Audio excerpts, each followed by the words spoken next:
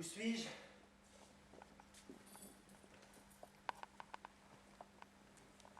Vous avez raison. Je vais aller me reposer. Oui, j'ai des bagages, ils sont dans ma voiture. Laissez tomber, nous verrons ça plus tard. Vous avez besoin de mon nom, peut-être, si quelqu'un m'appelle. Ah, vous l'avez déjà inscrit? Très bien.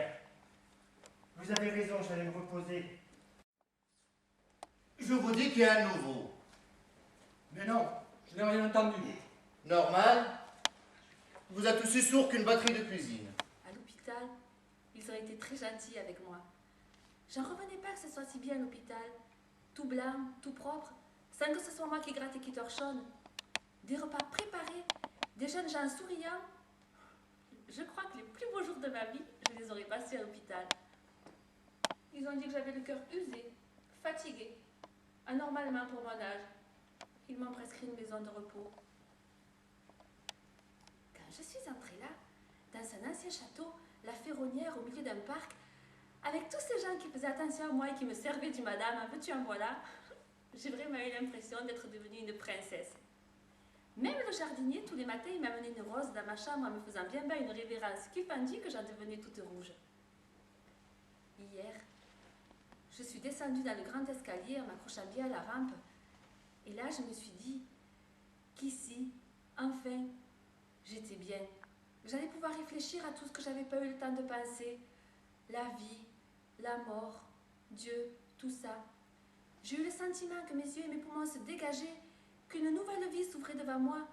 Ça vibrait autour de moi comme si j'entendais la respiration des choses. Et là, je me suis dit, ça doit être ça, être heureuse. Et voilà, Non. j'ai refait une attaque. Et depuis? Je suis là. C'est une clinique ici, ce n'est pas un hôtel? Attendez. À vous, cher président. Je serai bref. Moi, mon dernier souvenir, avant de me retrouver ici, remonte à avant-hier. Je sortais de chez moi, comme chaque matin, à 8h pétante. J'ai poussé la grille et j'ai aperçu un cycliste qui roulait sur le trottoir. C'était un jeune. Naturellement, il a agité le grelot ridicule de son vélo. J'ai pensé, ce petit crétin va s'arrêter. Il n'a pas le droit de rouler sur le trottoir. Oui, Bonjour, je suis le docteur S. Avez-vous peur? un peu. Avez-vous compris où vous vous trouvez? Dites-moi que ce n'est pas vrai. À 200 à l'heure, vous êtes sorti de la route pour percuter un arbre. Je n'en ai aucun souvenir. Naturellement, vous dormiez. Laissez-moi consulter votre dossier. Un arbre. Je finis écrasé contre un arbre. Heureusement que j'étais seul. Un bon point pour vous, Je ne vous imaginais pas comme ça. c'est-à-dire Belle. 40 ans, né dans une famille aisée, bonnes études, pas de grosses opérations chirurgicales, aucune maladie grave. Je suis d'abord en bonne santé. Diverses tentatives professionnelles, une certaine instabilité vous fait quitter vos places au bout de 2 ans. Pas marié. M'acceptez quand même? Je ne vous juge pas, je fais votre bilan. Si j'avais pu imaginer que ma mort aurait de belles jambes. Vous essayez de me séduire. Il faut absolument que j'arrête ça. Ils veulent vendre, tout vendre. Qui?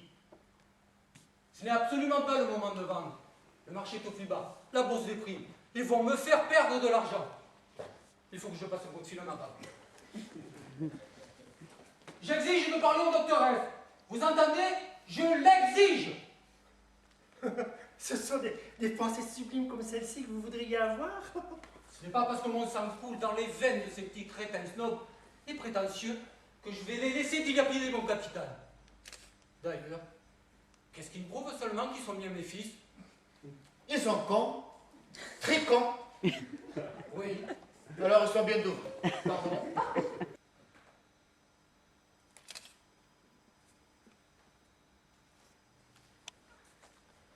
Bonjour. Bonjour. N'ayez pas peur, mon enfant. Pourquoi voulez-vous que j'ai peur? Je vous présente Julien. Monsieur le président, président... Delbecq. Pardon? Delbecq. Et moi-même, Maj Radjapour. Je suis ravie d'être ici. Où croyez-vous être malheureuse? Le simple fait de pouvoir marcher normalement, sans pas appareil, sans crispation, sans douleur. Suffit à me renseigner. Oh, Et puis être débarrassée de tous ces tuyaux, ces sondes, ces cathéters. Oh, j'ai envie de danser. Comme vous la mimez bien. Quoi donc? La gêne. Je fais pas semblant. Ah oui, c'est bien. Mais je fais pas semblant. Ah oui, c'est bien. Ah oui, oui, pour moi c'est totalement grisant, vous savez. C'est la première fois. Encore.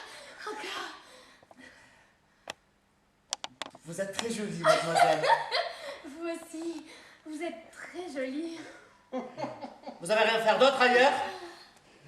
Comme vous la mimez bien aussi. Quoi? La bêtise. On devient toujours un peu bête. Parlez-moi de vous, vite, dépêchez-vous, je n'ai plus qu'une minute. Où habitez-vous? Une grande maison au bord de la mer, avec des fenêtres aussi larges que l'horizon. Il y a une plage? Oui, longue, blanche et bleue.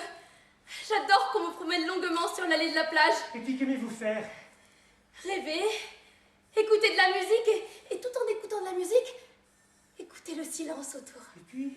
Et puis lire voracement pour vivre toutes les vies que je ne vivrai pas. Et puis? Et puis, il me semble que j'aimerais être amoureuse. Il faut lui greffer un cœur à la place du sien. C'est la seule solution. Y a-t-il une chance? Chance, c'est le mot. Il faut que quelqu'un meure pour qu'elle vive. Et quelqu'un qu'on amène au service des urgences de l'hôpital Descartes au plus vite. Vous ne savez pas. Je ne sais jamais qui doit mourir aujourd'hui ou demain. Tu es inquiète? Pas du tout. Vous êtes très forte. Puisque je n'ai pas de santé dans mon corps, j'ai tenté d'en avoir ailleurs. Je n'ai aucun mérite. Être si souvent souffrante, si souvent allongée ou assise, m'a forcée à réduire mes ambitions. Puisque je ne peux pas me promener, une seule fleur m'enivre autant qu'une journée de promenade dans des jardins de roses. Un rayon de soleil qui glisse entre les fentes du store me donne un vrai bain de plage. Je le laisse descendre sur moi, chauffer mon cou, s'égarer sur mon épaule, sur ma poitrine, où il me rend plus lourde de l'étoffe du Vous avez des corsage. nouvelles de moi? Oui. Ce que je vais faire sort de mes attributions. Selon le règlement, je n'ai pas le droit de vous informer. Mais vous êtes ici depuis 6 mois et je me suis attachée à vous. Ça sent le brûler ce que vous me dites, docteur. Il n'y a pas d'amélioration notable de votre état. L'équipe médicale songe à vous débrancher.